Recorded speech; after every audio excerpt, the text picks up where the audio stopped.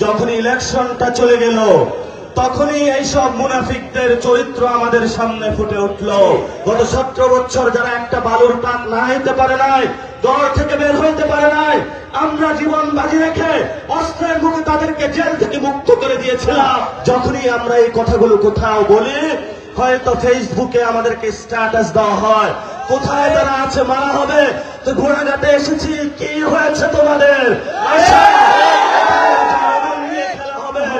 ইলেকশনের আগে তারাও আমাদের সাথে ঐক্যবদ্ধ ছিল, প্রতিশ্রুতি দিয়েছিল যে বাংলাদেশে একটি সুন্দর সংস্কার আমরা বাস্তবায়ন করব। আমরাও তাদেরকে বিশ্বাস করলাম। যখন ইলেকশনটা চলে গেল তখনই এইসব মুনাফিকদের চরিত্র আমাদের সামনে ফুটে উঠল। যারা ইলেকশনের আগে বলেছিল সংস্কার করবে, ইলেকশনের পরেই এই সব মুনাফিক রাস্তায় দাঁড়িয়ে বলল ওই সময় যদি আমরা সংস্কারের কথা না বলতাম তাহলে আমরা নির্বাচনে ভোট পাইতাম না। তাদের প্রতারণা জনগণের সামনে স্পষ্ট হয়ে পড়ল। বাংলাদেশকে আবার যেভাবে তারা 90 সালে ধোঁকা দিয়েছিল, সেই ধোঁকার ফাঁদে বাংলাদেশের জনগণকে আবার নিপতিত করলো। কি দুঃখের বিষয় যে আবু সাঈদ, মুগ্ধ, ওয়াসিমের দিকে তাকিয়ে আমরা ধৈর্য ধারণ করেছি। গত 17 বছর যারা একটা বালুর টাক না হইতে পারে নাই, দল থেকে বের হইতে পারে নাই, আমরা জীবন বাজি রেখে অস্ত্রের মুখে তাদেরকে জেল থেকে মুক্ত করে দিয়েছিলাম।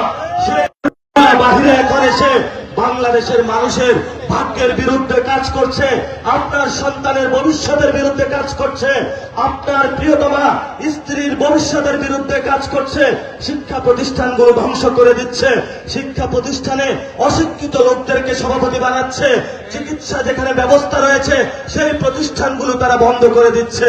এমন বাংলাদেশ আবু সাঈদের স্বপ্নের বাংলাদেশ ছিল না, শহীদ মুগ্ধের বাংলাদেশ ছিল না, শহীদ ওয়াসিমের বাংলাদেশ ছিল না। যখনই আমরা এই কথাগুলো কোথাও বলি, হয়তো ফেসবুকে আমাদেরকে স্ট্যাটাস দেওয়া হয়, কোথায় তারা আছে মারা হবে। তো ঘোড়াঘাটে এসেছি, কি হয়েছে তোমাদের? আমরা বাংলাদেশে, তোমরা 1000 জন আসো আর আমাদের একজনে আমাদের সত্যের পক্ষের জবান তোমাদের বিরুদ্ধে যথেষ্ট। সেই সময় শেখ হাসিনা বলেছিল যে তোমরা রাজাকার, আমরা একজন গিয়েছিলাম, শেখ হাসিনা বলল ওরে মেরে ফেল। তারপরে 40 জন গিয়েছিল, তারপরে বলল মেরে ফেল। আমরা 400 জন গিয়েছি, আগামীতে 400 জনের জায়গায় 40,000 যাব, 40,000-এর জায়গায় 40 লক্ষ যাব। কিন্তু বাংলাদেশে যারা সংস্কারের বিরুদ্ধে দাঁড়িয়েছে, আপনার ভবিষ্যৎ সন্তানের বিরুদ্ধে দাঁড়িয়েছে, তাদের সাথে বাংলাদেশে কোনো আদালত করা হবে না, করা হবে না। তাদের পতন বাংলাদেশে আমরা নিশ্চিত করে ছাড়বো ইনশাআল্লাহ।